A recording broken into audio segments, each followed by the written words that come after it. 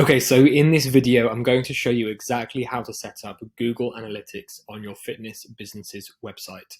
My name is Jonah from FitMedia, and at FitMedia, we help our clients build profitable client acquisition systems using paid advertising. So Google Analytics is one of the tools that we use most heavily as part of this, and having it set up on your website is something that we strongly recommend. Now, if you already have Google Analytics set up on your website, then there is a good chance that you actually do still need to watch this video because Google Analytics has recently been updated. So if you currently have the old version of Google Analytics, otherwise known as Universal Analytics, then you will need to follow the steps in this video, just the same as if you don't have Google Analytics set up at all. So I'm going to go through this process step by step. It's going to take just a few minutes, and then you're going to be good to go with Google Analytics set up and working on your fitness business's website. So what you're going to do first is you're going to want to log into your Google Analytics account. If you do not have one, then go to analytics.google.com and create one. And as part of that process, it's going to take you through the steps I'm about to go through now. So if you already have a Google Analytics account, just log in. You're going to see a page that looks something like this. You're probably going to see a similar banner at the top of the screen or somewhere on the page to say, this property will stop processing data. Or if you're watching this video after this date, it's probably going to say that this property has stopped processing data and is going to prompt you to complete the steps in this video. So without any further ado, let's get into it. So first of all, once you're logged in, you're going to click on the admin panel or the admin button to open up the admin panel. And you are going to come across to where it says property, and you're going to click create property. You're going to give this property a name.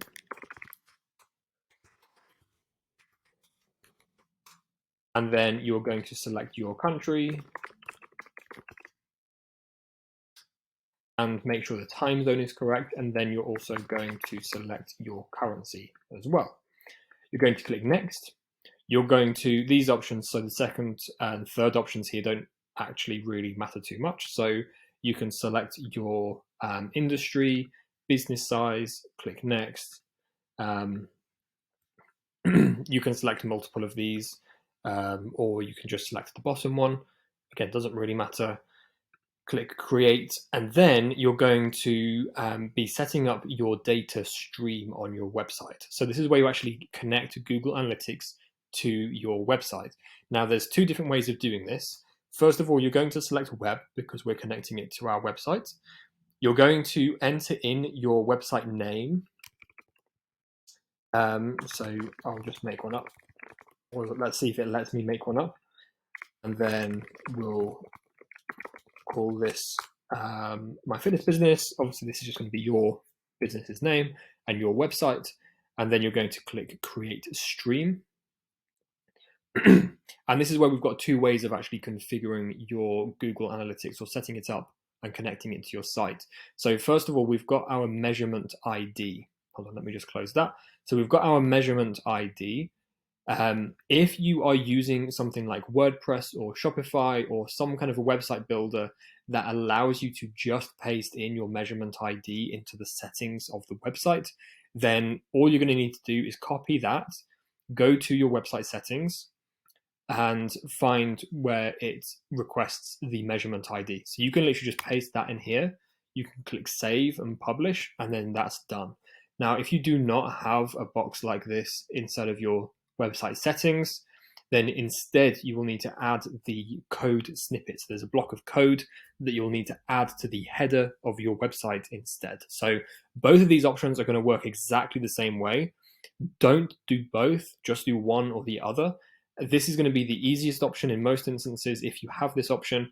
If you do not have this option, then you're going to want to go to your custom code and click on view tag instructions down at the bottom. And then it's going to open up this page, which just tried opening up a moment ago. You're going to copy that, and then you're going to paste this in to here, which I've actually already done. So if we delete that and just paste it back in, that's what this is going to look like. So then again, you can click save, publish, and then that's going to take effect. So if I click save changes, publish it to the site, which I believe it already is because I'd already added it.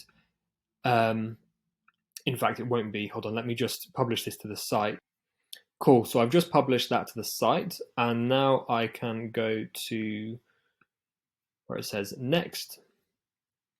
Data collection is pending. Go to home.